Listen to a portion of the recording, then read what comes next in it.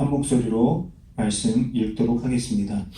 모세가 광야에서 뱀을 든 것 같이 인자도 들려야 하리니 이는 그를 믿는 자마다 영생을 얻게 하려 하심이니라. 하나님이 세상을 이처럼 사랑하사 독생자를 주셨으니 이는 그를 믿는 자마다 멸망하지 않고 영생을 얻게 하려 하심이라. 아멘. 네. 예전에는 그 교회를 오시면은 다른 성경 말씀은 몰라도 요한복음 3장 16절은 다 알았거든요. 근데 요즘은 좀 아닌 것 같은 생각이 좀 들긴 합니다. 예. 우리 아이들한테 다른 성경 구절은 몰라도 요한복음 3장 16절은 꼭 알 수 있도록 도와주시면 감사하겠습니다. 예전에 풋볼 선수 중에 좌 3땡땡 16 이렇게 써놓고 뛰었던 그 멋있는 선수가 있었는데 이름을 까먹었네요. 예, 한동안 엄청 그런 것 같습니다. 아무튼 요한복음 3장 16절 말씀을 가지고 함께 은혜를 나누도록 하겠습니다. 우리가 한번 다 여기 다는 아니구나. 연애해 보신 적은 다 있으시잖아요, 그죠? 다 좋아하고 사랑했었던 그 어리고 젊었던 시절이 있으실 거라고 생각이 드는데요. 이렇게 사랑하는 사람 남녀가 있다고 한번 생각을 해보겠습니다. 너무너무 사랑해서 매일 만나고 싶어요. 매일 같이 커피도 마시고 밥도 먹고 산책도 하고 싶습니다. 그렇게 만나서 하루 종일 얘기하고 싶어요. 하루 종일 얘기한 다음에 집에 갔는데 또 전화하고 싶어요. 전화하면서 잠이 들어요. 뭐 그렇게 너무 좋아요. 그래서 너무 좋으니까 나중에는 안 되겠다. 이 사람하고 같이 살아야겠다. 이렇게 생각을 합니다. 그래서 이 형제가 먼저 준비를 하고 자매를 찾아가서 도저히 안 되겠다. 우리 결혼해서 같이 살자. 이렇게 하면서 다이아 반지를 딱 하면서 청혼을 합니다. 그랬더니 자매가 너무 좋아요. 안 그래도 좋았는데 청년이 결혼하자고 하니까 너무 좋아합니다. 그런데 이 자매가 만약에 결혼하자고 하는 청년을 보고 막 좋아하는 게 아니라 다이아몬드 반지 다이아몬드 와우 이렇게 하면은 야 이게 정말 얼마나 안타까운 만남이 되겠습니까? 뭐 제가 다 상상해보고 지어낸 이야기이긴 한데요. 오늘 말씀에도 놋뱀 이야기 우리가 지난주에도 잠깐 말씀을 나눴는데 놋뱀 이야기 안에도 이런 안타까운 일이 담겨져 있습니다. 지난주에도 말씀드렸지만 놋뱀은 이스라엘 백성들이 광야에서 막 지내다가 하나님을 원망하고 불평했던 그런 때에 있었던 일입니다. 물이 없다, 음식이 없다, 다시 애굽으로 돌아가고 싶다 이렇게 말하는 그 이스라엘 백성들에게 불뱀이 막 다가와서 다 물어서 죽기 일부 직전이 되었습니다. 그런데 모세가 하나님 말씀을 듣고 놋뱀을 딱 들어올렸더니 그걸 바라본 사람들은 다시 살아났다. 이런 이야기가 놋뱀에 관련된 이야기입니다. 이 이야기를 보면서 우리가 생각해 봐야 될 것이 있습니다. 왜 이스라엘 백성들은 껄핏하면 이렇게 원망하고 불평하는 일들이 왜 이렇게 많을까? 하나님이 광야에서 지내는 동안에 아무것도 안 해주셔서 이렇게 원망하고 불평하는 것인가? 그런데 그런 게 아니잖아요. 우리가 너무나 잘 알고 있듯이 하나님이 듣도 보도 못한 만나를 막 내려주시고 고기가 먹고 싶다 그러면 메추라기를 잡아다가 다 땅에 떨어뜨려 주시고 또 낮에는 뜨거운 햇볕을 가려주는 구름 기둥을 보내주시고 밤에는 추위로부터 또 무서운 동물로부터 지켜주는 불기둥을 보내주셨습니다. 그리고 또 놀라운 하나님의 말씀을 돌판에다가 새겨서 십계명이라고 또 이렇게 주셨죠. 그런데 이것보다 더 중요한 것이 중요한 것을 하나님이 이스라엘 백성들에게 주셨습니다. 그게 무엇일까요?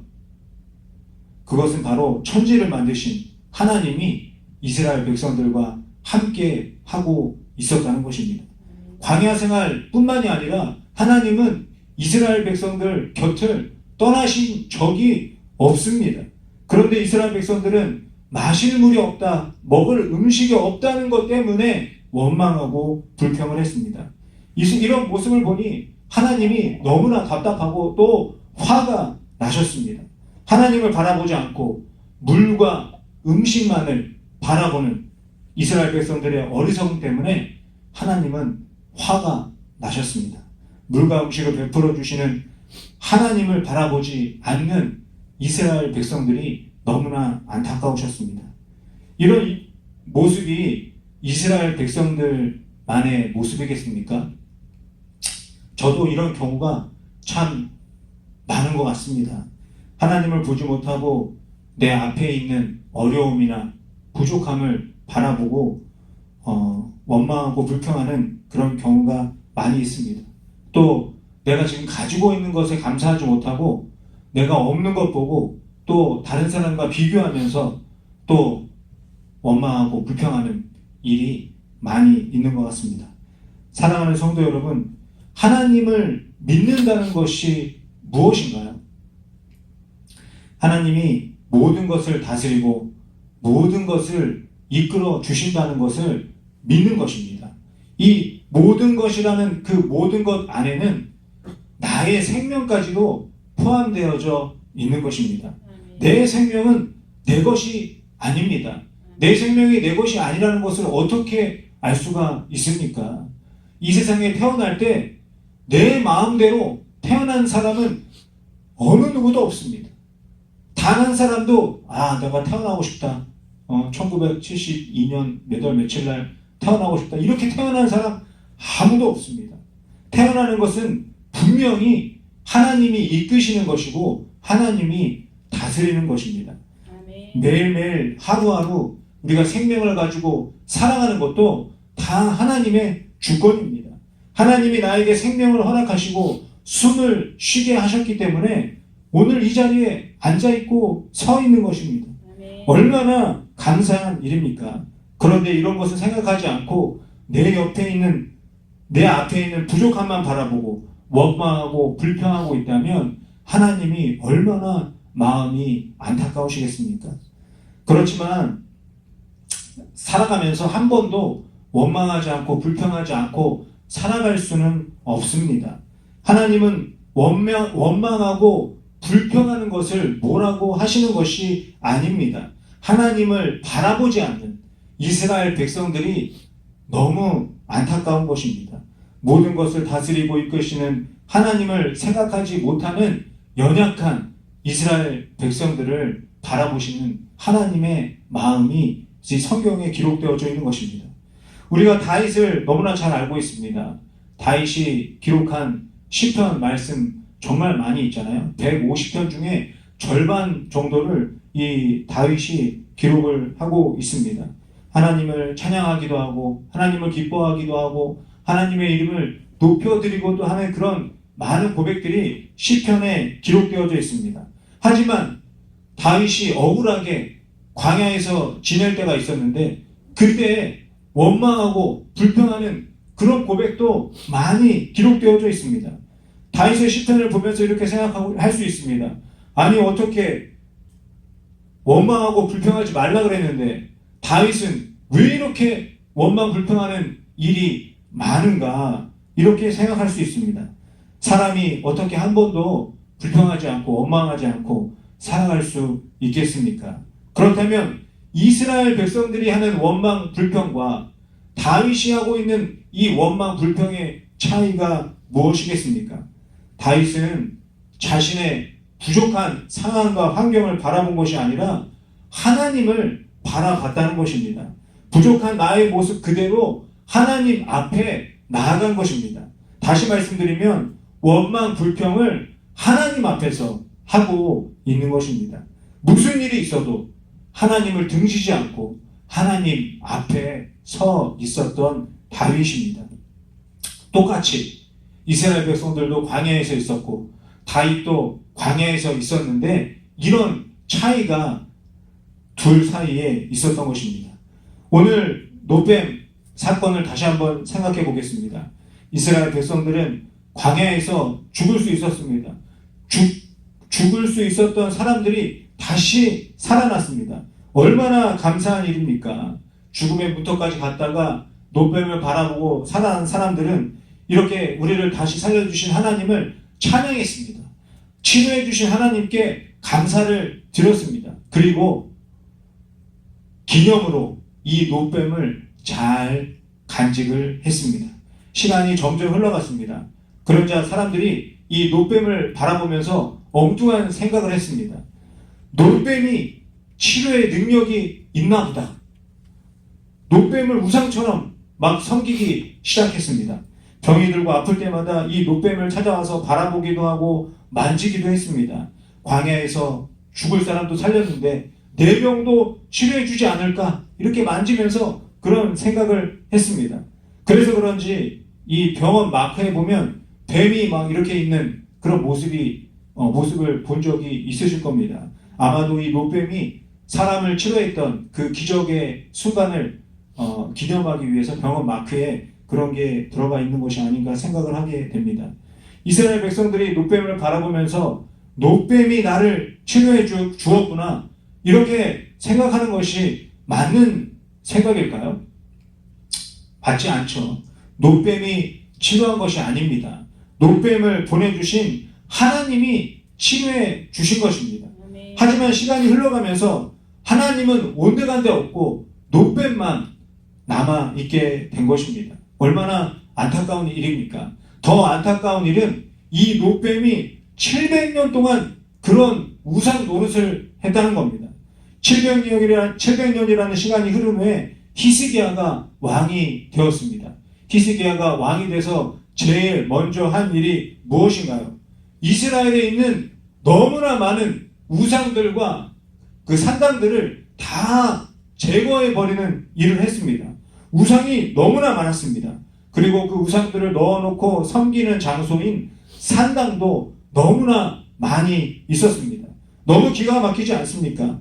하나님의 백성이라는 이스라엘이 어떻게 이럴 수 있는가 이렇게 생각이 들 정도로 우상과 산당이 너무나 많이 있었습니다. 그 중에는 700년 동안 우상처럼 섬겨왔던 노뱀도 같이 있었습니다. 히스기야 왕은 이 노뱀을 느후스단 이렇게 불렀습니다. 열왕기하 18장 4절에서 말씀하고 있는데요. 우리 함께 열왕기하 18장 4절 말씀 같이 읽어보도록 하겠습니다.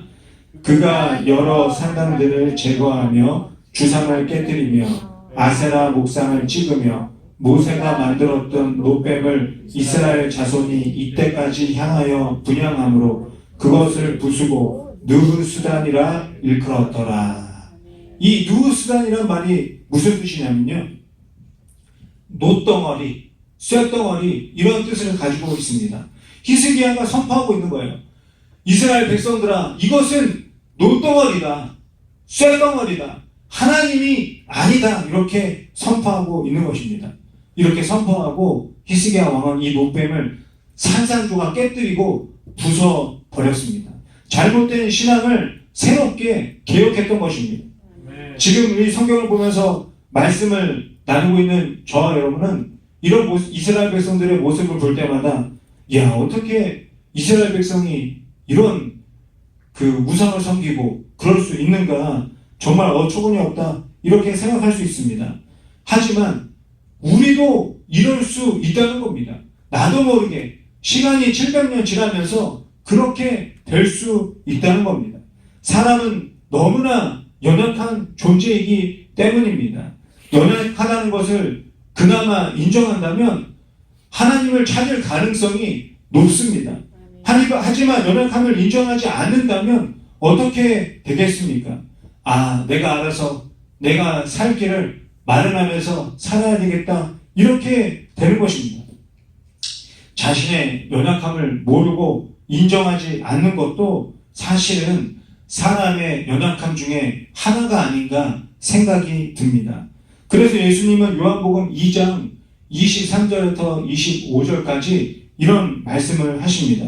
우리 함께 말씀 읽어보도록 하겠습니다.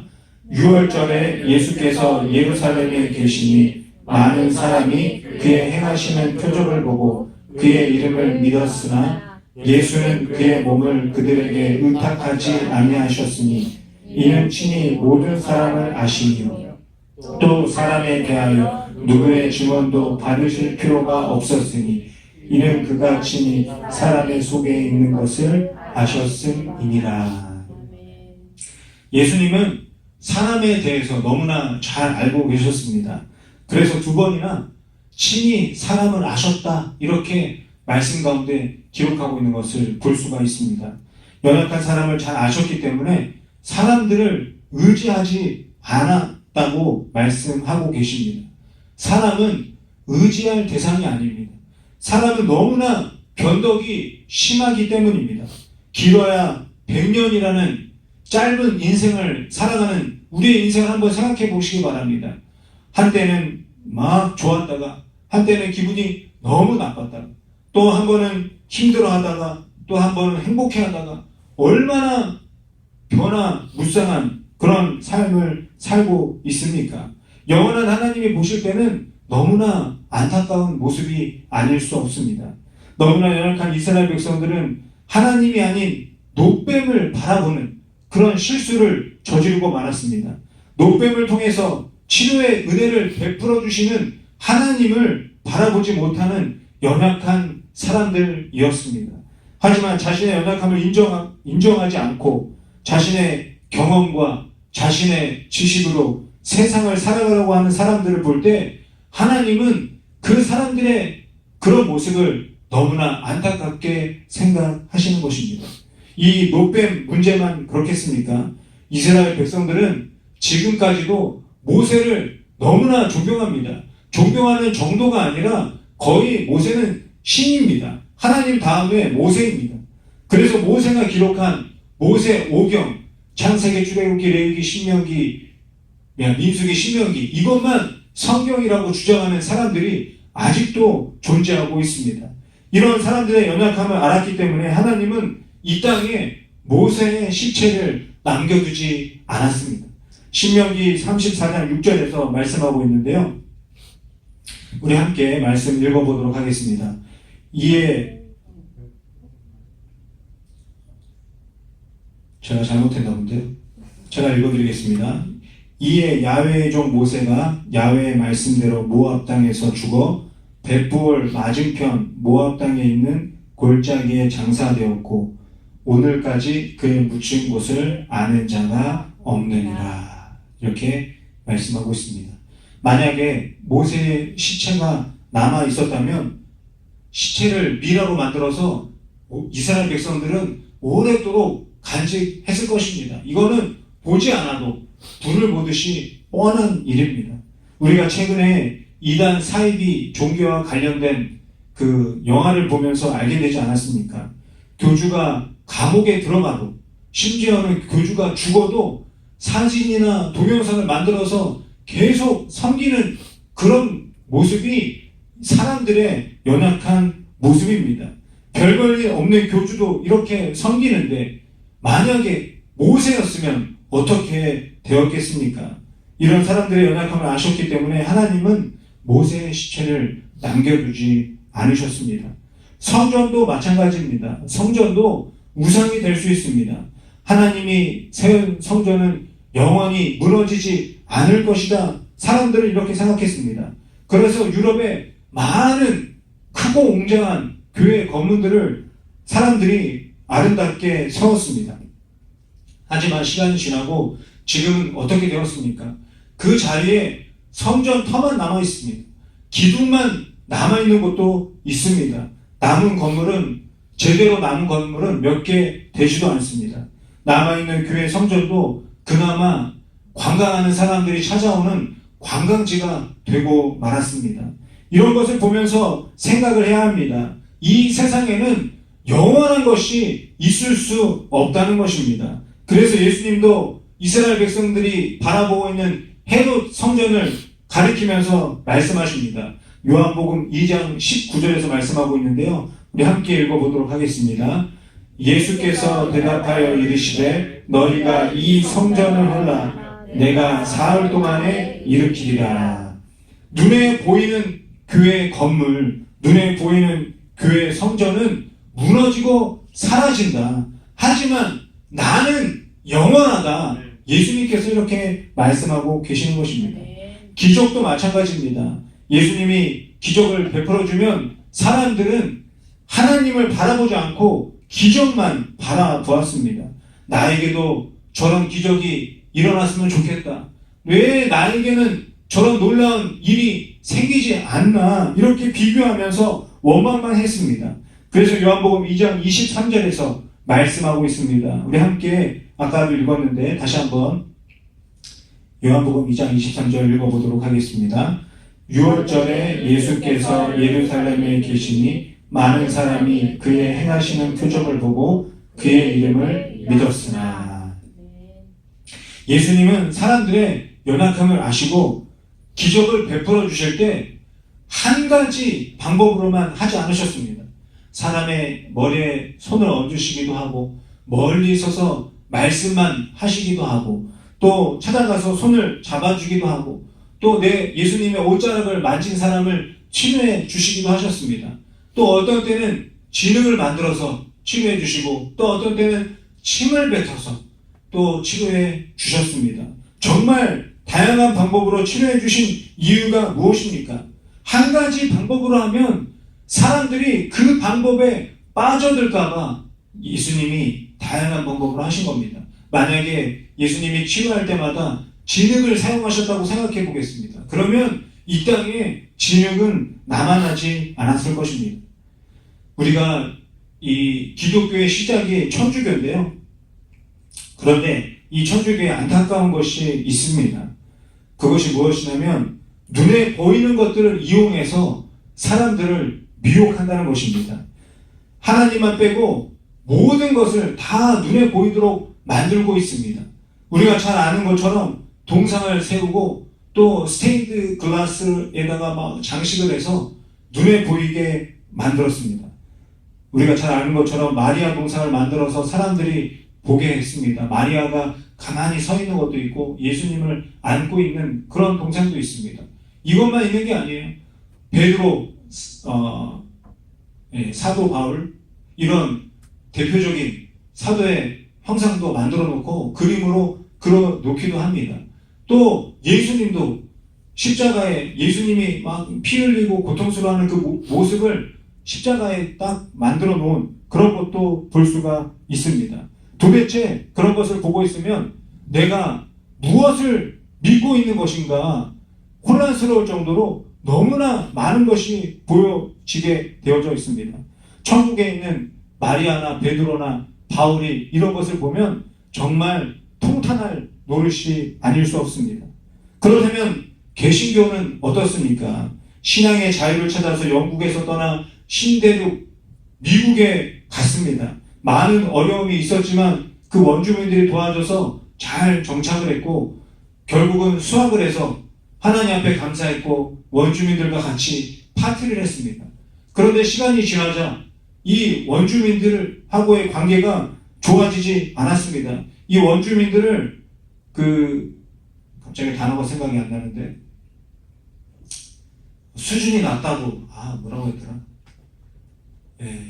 아무튼 수준이 낮다고 막 무시를 했고요. 또 결국에는 이 원주민들을 죽이기까지 했습니다. 땅을 넓혀야 된다면서 막 죽였습니다.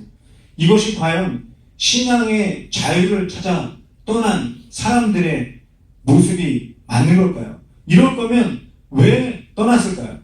이웃을 사랑하라는 예수님의 말씀보다 자신들이 이 신대륙에서 뭔가를 이루어내야겠다는 그 욕심과 착각이 이런 안타까운 일을 만들게 된 것입니다. 십자가도 마찬가지입니다. 십자가 모양에 어떤 의미가 있는 것이 아닙니다. 십자가를 집에다 걸어놓으면 귀신이 안 오고 십자가가 집에 없으면 귀신이 들어오고 이런 것이 아닙니다.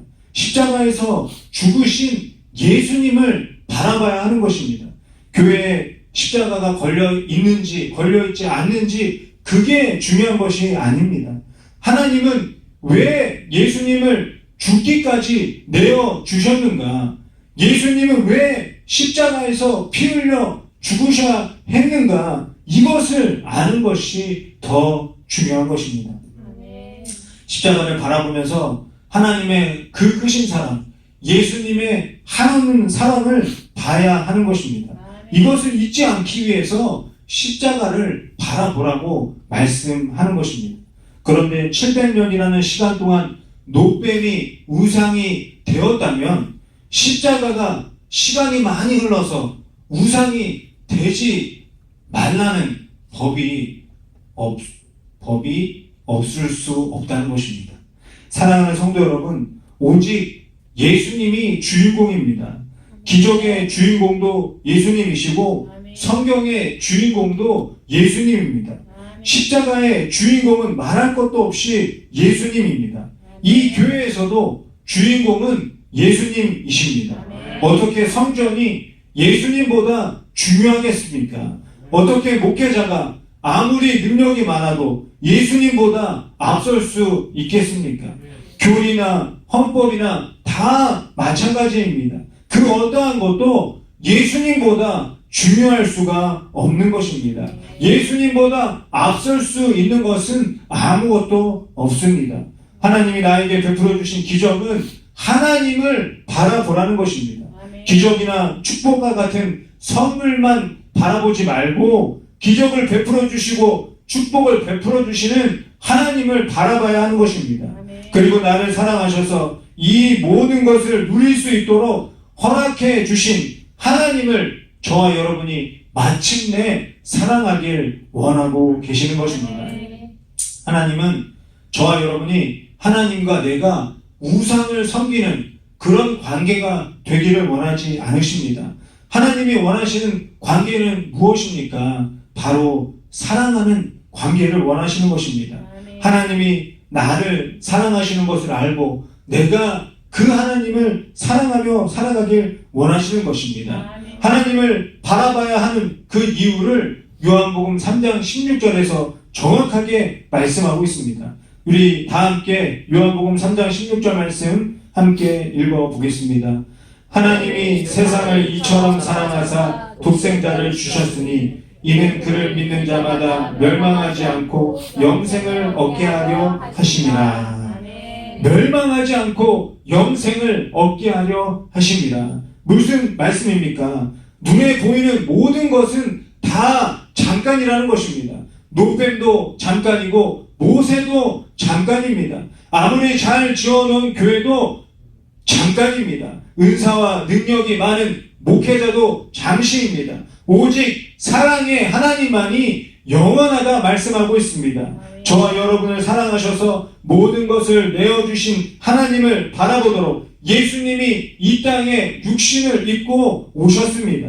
예수님을 통해서 사랑의 하나님을 바라보는 자만이 영원한 생명, 영원한 축복을 영원토록 누릴 수 있는 것입니다. 잠깐 있는 것을 바라보다가는 잠시 잠깐 있는 것들을 붙들고 있다가는 함께 멸망할 수밖에 없다 말씀하고 있습니다. 이것을 알기 때문에 하나님은 계속 말씀하시는 것입니다. 왜 계속 강조하고 왜 계속 말씀하시겠습니까? 저와 여러분을 사랑하시기 때문입니다. 저와 여러분을 사랑하시지만 잠시 사랑하는 것이 아니라 영원토록 사랑하시기 때문입니다. 이 세상에 있는 모든 영혼들을 사랑하시기 때문입니다. 하나님의 형상으로 만들어진 모든 사람들이 하나님의 사랑으로 다시 회복되기를 원하시기 때문입니다. 하나님이 저와 여러분을 그리고 이 세상을 얼마나 사랑하는지 말로 다 표현할 수 있겠습니까? 우리가 잘 알고 있는 찬송가 가사 중에 하늘을 두루마리 삼고 바다를 먹물 삼아도 그 크신 하나님의 사랑 다 기록할 수 없겠다 찬양하는 가사가 있지 않습니까?